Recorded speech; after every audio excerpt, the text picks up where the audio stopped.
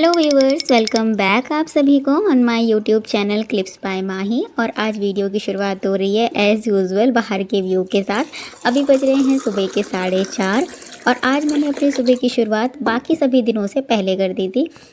After having lots of water अपनी पढ़ाई की करेंगे शुरुआत। हो रहे हैं 4:33 AM। आपको गूगल पे दिखा दिया ताकि कोई डाउट ना हो मन। मैं वीडियो की शुरुआत बाहर से इसलिए करती हूँ क्योंकि मैं नाइट आउल पर्सन हूँ। मैं सुबह जल्दी नहीं उठती हूँ जब तक कि मुझे कोई काम ना हो।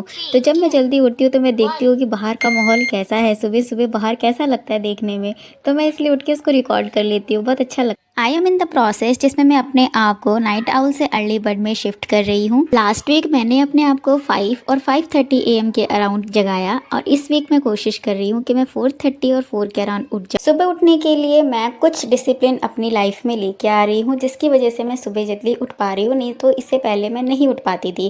पहला है, रात में सोने से पहले मोबाइल बिल्कुल भी यूज़ नहीं करना है। बिग बिग नो, मोबाइल को तो बिल्कुल भी यूज़ नहीं करना है। अलार्म लगा लो, अगर आप 12 बजे सोते हो आप 10 बजे अलार्म लगा दो 7 आवर का। आपको फिर फ़ोन को बिल्कुल भी टच नहीं करना है। पहला, आपको सोने से पहले 10 या 15 मिनट का मेडिटेशन करना है। मेडिटेशन कोई बहुत बड़ी रॉकेट साइंस नहीं है कि बहुत बड़ी चीज़ है, कोई साइंटिफिक चीज़ है। आराम से बस बैठ जाना है और अपनी ब्रीदिंग पे आपको कंसंट्रेट करना है। कैसे वो इनहेल हो रही है, कैसे वो एक्सहेल हो रही है, जस्ट उसी पे ही फोकस करते जाओ, वो आपका मेडिटेशन ही है। ये जो प्रोसेस है ये हमारी रात में जो ओवर थिंकिंग होती है सोते टाइम, इसको रिड्यूस कर देता है और हमारी नींद जो है वो बहुत जल्दी आ जाती है। फ़ोन हम पहले ही बहुत जल्दी छोड़ चुके हैं 2 घंटा पहले, और अब हम मेडिटेशन कर लेंगे तो हमारा जो भी कचरा दिमाग में दिन भर में भरा हुआ है वो सब वहीं पे हील डाउन हो जाएगा। जब आप मेडिटेशन करना शुरू करोगे तो आप फील करोगे कि आपकी बहुत सारी बातें दिमाग में आ रही हैं बार बार, लेकिन आपको कुछ नहीं करना है, सिर्फ अपनी सांसों पे कंसंट्रेट करना है। अब ये जो अपने रूम में अकेले सोते हैं ये उनके लिए तो ठीक है कि वो बैठ के 10 मिनट मेडिटेशन कर लेंगे, लेकिन जो फैमिली के साथ शेयरिंग रूम में रहते हैं और एक साथ ही सोते हैं उनके लिए ये है कि आप जब बिस्तर में सो जाओ, लेट जाओ, तब अपनी ब्रीथ पे कंसंट्रेट करो। कोई ज़रूरत नहीं कि अगर आप मतलब बैठ के नहीं कर पा रहे हो, अगर आपके पास टाइम है तो बैठ के तो पक्का ही करो, मतलब अगर आपके पास ऐसा स्पेस है, पर्सनल स्पेस। और अगर नहीं है तो फिर अपने बेड पे जाओ जहाँ सोते हो, वहाँ पे लेटने के बाद अपने सांसों पे कंसंट्रेट करो। ये भी बहुत हेल्पफुल होता है आपको ओवर थिंकिंग से बचाने के लिए, क्योंकि जब आप बिस्तर पे जाते हो तो बहुत सारी ओवर थिंकिंग दिमाग में आती है। मतलब 10 साल 15 साल पुरानी चीज़ें याद आने लगती हैं, पता नहीं कहाँ से आती हैं। तो इसको करने से ना वो चीज़ें रिड्यूस हो जाती है, फिर नींद हमारी अच्छी हो जाती है और सुबह हम बहुत अच्छा फील करते हैं। 5 आवर सोना भी इनफ है। मैं 5 आवर ही सो रही हूँ अभी लास्ट 15 डेज से, और मुझे बिल्कुल भी ना ड्राउजी लगता है, ना मुझे ऐसा लगता है कि मुझे दिन भर में नींद आ रही है। मुझे वैसे ही लगता है जैसे मैं जब रात में मैं फ़ोन चलाकर 8 घंटा सोती थी, जैसा मुझे फ़ील होता था, अब मैं मेडिटेशन करके 5 घंटा सोती हूँ, मुझे बिल्कुल सेम वैसे फ़ील होता है। दिन भर मुझे कोई थकावट नहीं होती, सब कुछ मुझे याद भी होता है, मैं पढ़ भी पाती हूँ। तो आप भी इस चीज़ को फॉलो करना, जो भी सुबह उठने के लिए बहुत ज़्यादा परेशान हैं, कोशिश कर रहे हैं, नहीं कर पा रहे हैं। अब आ जाते हैं अपने स्टडी रूटीन पे। फर्स्ट स्लॉट में मैंने मैथ किया और मैथ में मेरा chapter simple interest and compound interest चल रहा है, और सिंपल इंटरेस्ट के आज मैंने 15 क्वेश्चन खुद से सॉल्व किए हैं दुर्गेश झा सर के PDF से, और साथ में मैंने कंपाउंड इंटरेस्ट की इंस्टॉलमेंट वाली क्लास ले ली है दुर्गेश झा सर से ही। और कंपाउंड इंटरेस्ट का जो PDF है आदित्य रंजन सर का, उससे मैंने कुछ आफ्टर मैथ मैंने बायोलॉजी की क्लास ली। मेरा आज का क्लास था एनिमल किंगडम, और उसके बाद मैंने शार लिया 4 आवर की स्टडी के बाद। ये है आंवला ड्रिंक। और अब मैं दोबारा से आफ्टर ब्रेक, अभी बज रहे हैं 11:30, 9:30 बजे मैं गई थी और 2 घंटे मैंने शार लिया, अपना खाना खाया, थोड़ा घर का काम किया, झाड़ू पोछा और डस्टिंग वगैरह, और उसके बाद मैं 11:30 के अराउंड फिर से पढ़ने आ गई हूँ।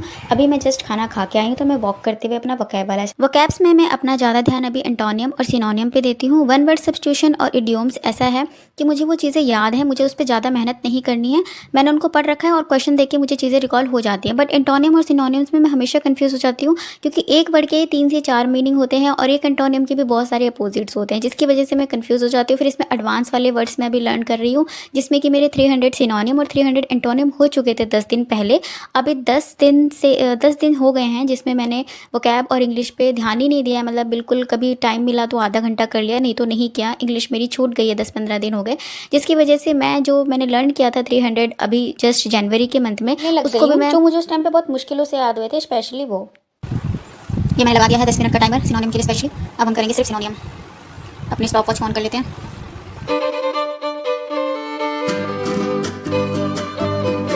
के इसके लिए मैंने हाफ एन आवर का टाइमर फिक्स किया था, जिसमें मैंने एंटोनियम पढ़ लिया, बट सिनोनियम वाला पोर्शन जिससे स्टार्ट ही किया था कि मेरा टाइम खत्म हो गया, इसलिए मैंने 10 मिनट का और टाइमर लगाया। इसमें मैं सिर्फ सिनोनियम पढ़ रही हूँ। अब मेरा वोकैब वाला सेक्शन फिनिश हो चुका है, 5 आवर हो चुके हैं।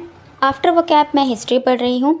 अब से मैं सब्जेक्ट को स्प्लिट कर करके पढ़ा करूँगी, क्योंकि अब सब्जेक्ट ज़्यादा हैं, रिवीजन बहुत सारी करनी है और पेपर सारे आने वाले हैं। जून में आरपीएससी फर्स्ट ग्रेड का आ चुका है, हरियाणा असिस्टेंट प्रोफेसर की भी डेट आ चुकी है। इस टाइम पे एक सब्जेक्ट को 2 से 3 घंटा नहीं दिया जा सकता है।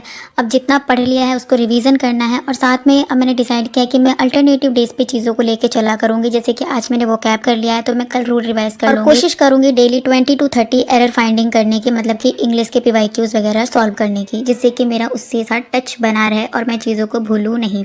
आरपीएससी के लिए राजस्थान की हिस्ट्री स्पेशली पढ़नी है, इसकी ज्योग्राफी, राजस्थान की ज्योग्राफी अलग से पढ़नी है।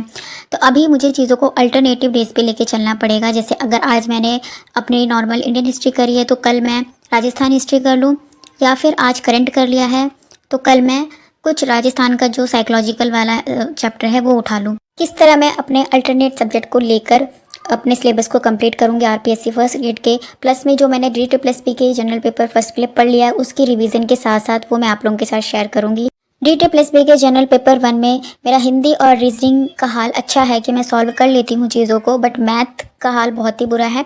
उसको मैं ट्रैक पे लेकर आ रही हूँ, और उसमें जो जनरल नॉलेज का जो पार्ट है, जिसमें डांस, स्पोर्ट्स, करंट्स ये सब आती है, वो भी मेरा भी प्रिपेयर होगा, क्योंकि मैंने उन चीज़ों को प्रिपेयर अभी नहीं किया है।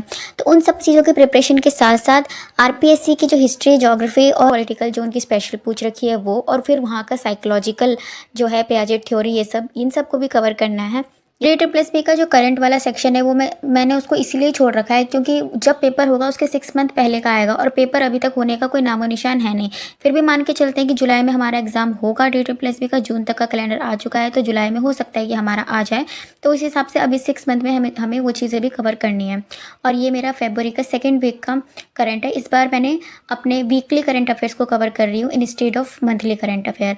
और ये मेरा मॉर्निंग आवर स्टडी रूटीन है, जिसमें मैंने 1:49 PM तक मेरी 6 आवर प्लस स्टडी हो चुकी है। That's it for today's videos. अब कल मिलेंगे नई वीडियो में, नए स्टडी रूटीन में। तब तक के लिए bye bye, have a nice day, Radhe Radhe.